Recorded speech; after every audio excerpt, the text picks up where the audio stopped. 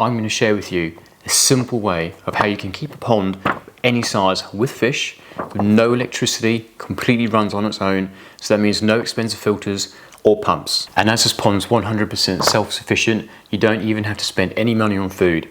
Your pond will feed your fish for you. As a bonus, at the end of the video, I'll show you how you can keep a pond like this with fish and no net cover or any bird protection. And this method may shock some. So if you're looking for a beautiful pond that's not going to cost the earth, you're in the right place. So if you're new to the channel, I own a company called Simply Ponds Limited. This is our YouTube channel and I'm the Pond Man. So on this channel, we do things differently. For starters, we aren't sheep. We don't just follow other channels and do what they do. We actually have the ability to think for ourselves. And most importantly, we possess this thing called common sense, which unfortunately, it seems to have disappeared in the pond industry. So I've said it before and I'll say it again. This industry is completely controlled and manipulated by the manufacturers. Literally everything is manipulated to sell you something, and most of the time they're selling you things you don't actually need. For instance, if you went into any pond shop and you said to them, you want to have a pond with fish, the first thing they're going to do is sell you a filter system and a pump. Probably not asking a few important questions like what type of fish, how many do you want? Do you want to actually have a filter system? Because there are ways around it. They'll never ever tell you that. Now it's probably one of the easiest sales. I mean, it all sounds really good. You go into the shop and you want a pump and they'll tell you, obviously you need to have a pump because it oxygenates the water, circulates the water around, catches the dirt, sends it to the filter. You need the filter then to catch all the dirt and it creates a biological home to keep your water nice and healthy. So never mind just the pump and the filter, then it's a UV, then it's dechlorinators, then it's fish food. The list never ends. Now it all does sound too good to be true, but you must understand that all these fish have evolved from thousands of years without electricity, pumps, filters, or anything like that. They've been doing it all this time, so now why is it we have to have it when we have it in our garden pond? So how can we do the same thing at home? Well, it's easy. So first of all, we'll start on the pond design. So first thing when it comes to pond design, you really want to try and build your pond as big as possible. I mean, depth obviously will help. I'm not suggesting 6 foot deep or anything like that. We've done videos on that in the past, but a decent depth, the more water you have, the more stable your pond will be. A good example, if you've ever kept fish in an aquarium at home, you know, they're quite small bodies of water with quite a lot of fish in there. They're very, very unstable, and they can change very quickly, whereas a pond, the water volume is massive compared to most home aquariums anyway. Even a small garden pond is a lot bigger than most home fish tanks. So the more water volume you have, the more stable the water will become. With this in mind, we would recommend the depth around the edge at least 2 feet deep. I'll go into detail why later on in the video, but try to have it at least 2 feet deep around the edge. And then if you like to have a deeper spot perhaps in the middle, then obviously you could do that. But like I said, the more water, the better. You don't have to go ridiculously deep, but at least 2 feet deep around the edge. As you're building the pond, you need to really incorporate some sort of shelving to hold some plants. And try and build the shelves as wide as possible and fairly flat.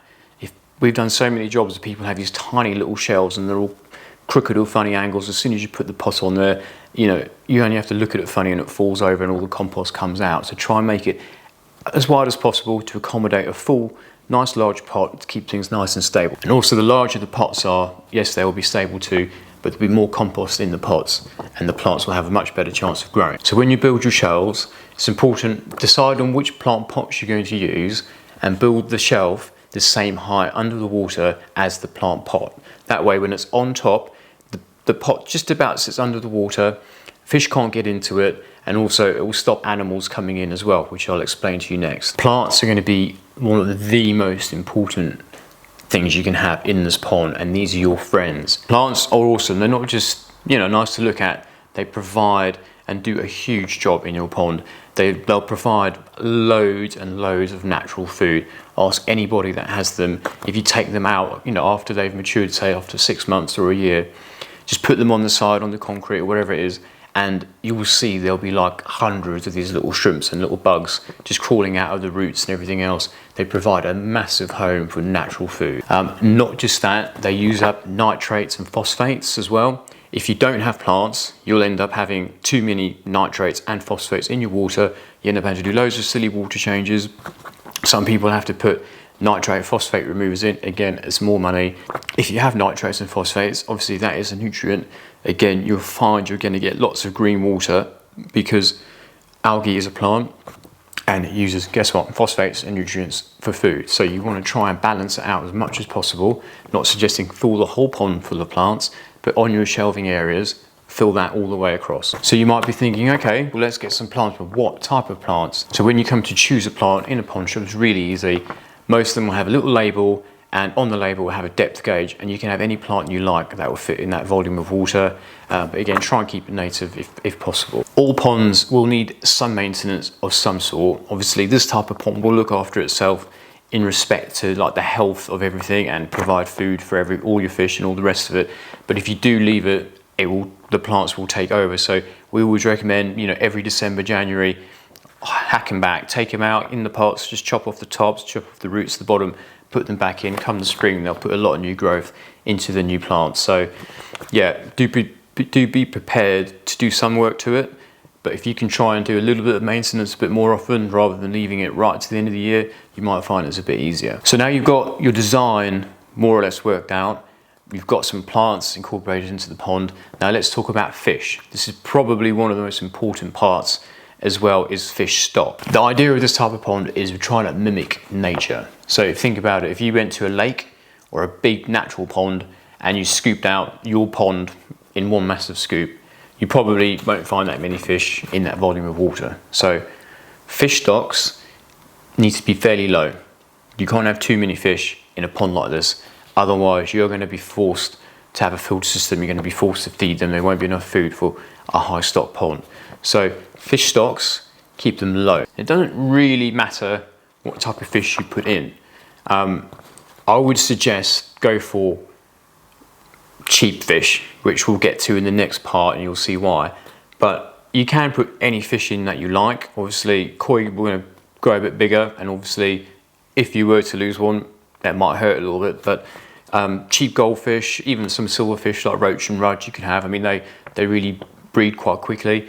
Some fish with the bottom, tench or something like that, but you can have anything, but go for cheap, and I'll get to that in a minute. With fish, the bigger they are, the less you can have. So if you're gonna have big fish, then depending on how big the pond is, you wouldn't be able to have that many. So if you had a small, like, I don't know, 1,000-gallon pond, and you wanted to have like 10 fish, but you would 10 big koi carp, it would be too many and they'd be too big. Obviously, the bigger they are, the more food they eat. So it's all relative. Smaller pond, low fish stock, small fish. And as you get bigger, you could have a few bigger ones. But again, I'll get to the reason why we go cheap in a minute. Okay, so you might be wondering, okay, well, how many fish can I have? So I'm going to use a 1,000-gallon pond, for example. It's a fairly small pond, but again, it's a nice sized pond if your garden wasn't too big. How many fish could you have? I would say you could easily have, say, 10 small goldfish to start off with, but not putting them in all together, but as your main stock. It's a nice little number, and you'll probably find they'll look after themselves with 10 smallish goldfish or something similar to 10 small silverfish like roach or rudd. Okay, so now let's go into the feeding side of things. So I said before, you won't have to feed them, and 100%. This is the coolest thing about this sort of pond. If you don't have high fish stocks, you do not need to feed your fish. There will be enough food in the pond for your fish to look after themselves. That is the magic thing about these sorts of ponds. I don't know why that many people don't do it. You don't have to feed them with expensive food, and also they get a lot more out of natural food than you do of bought food. If you ever looked on a packet of bought food, it's full of rubbish. It's awful. There's nothing natural that they eat in the wild. So anyway, I won't go into that. It's another video for another day. But in the pond, this is the crazy thing about Mother Nature. As soon as you put water in it, the next day you've got like mosquito larvae in there, you've got daphnia, you've got little shrimps and all sorts. It doesn't take long for little animals to start magically appearing. It's crazy. So when you do this right, and you haven't gone too mad on your fish, it will just literally look after itself, and I promise you, you will not have to spend a single penny on food. Now, the other good thing about natural food is the protein value is low. There's hardly any protein compared to the shop bought food you feed them. I mean, I think the mosquito larvae is about 6% protein, whereas, you know, a pellet of fish food is like 50. It's crazy high. So that's why fish and carp and everything like that want to eat all day, because they're grazers. They go along grazing along in the silt, finding mosquito larvae and other things, and they eat all the time. They're eating a lot of it, but they're not getting that much from it in protein value.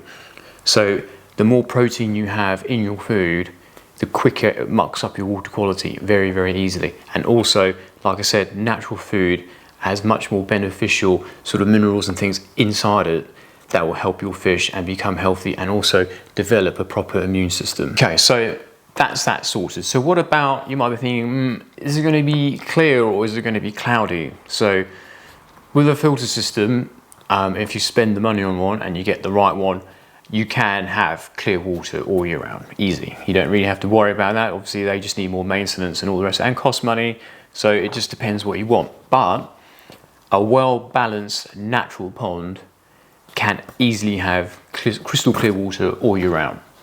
It just depends on how you stock it, what type of plants you have, and how you manage it. So when you start off a pond like this, you would need to be prepared. Probably you're going to get a few algae blooms and things like that. Sometimes they just take a little while to settle down. So I wouldn't expect crystal clear water off the bat.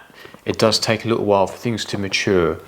And you might find within the next season or the next year, if your plants are growing well and you haven't got too many fish in there, your clear water might start from there. But also, having murky water isn't a bad thing. It doesn't mean that the water's unhealthy. Most ponds you go to, like natural ponds, are murky water. It's just normal for them. So don't worry if you did have that.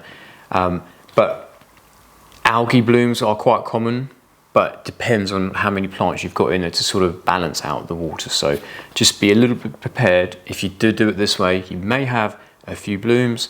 It's not the end of the world. It most probably will clear up. But yeah, it's just one of those sorts of things. Without a filter system, it can happen. But again, it's not bad. Okay, so what about, if you don't have a filter, what about all the beneficial bacteria? Won't the water quality go off? Can, the fish die from this? So this is one of the funny things about the pond world that makes me laugh. So everybody thinks that just because you have a filter system, that's where all the bacteria will be. Now, bacteria are everywhere. Anywhere that's wet in a pond, on the plants, in the silt, on pipework, on your pump, anywhere, they're all over the place. You will probably get more concentrated in a filter system because a lot of the dirt or crap or waste has been caught in it. So it might be a little bit more concentrated in there. But without the filter system, obviously everything that would have gone into the filter is in the pond. So all the bacteria will be in the pond, in the water. So again, you only need to have a filter system if you're going to have high stocks and you want guaranteed crystal clear water all the time. And again, well, that's expensive, and this is what the video is about, keeping costs down. So lastly, how can you keep fish in a pond without a net? Now this might be a controversial thing to say, but as you know, if you watch the channel, we endorse Mother Nature all the time.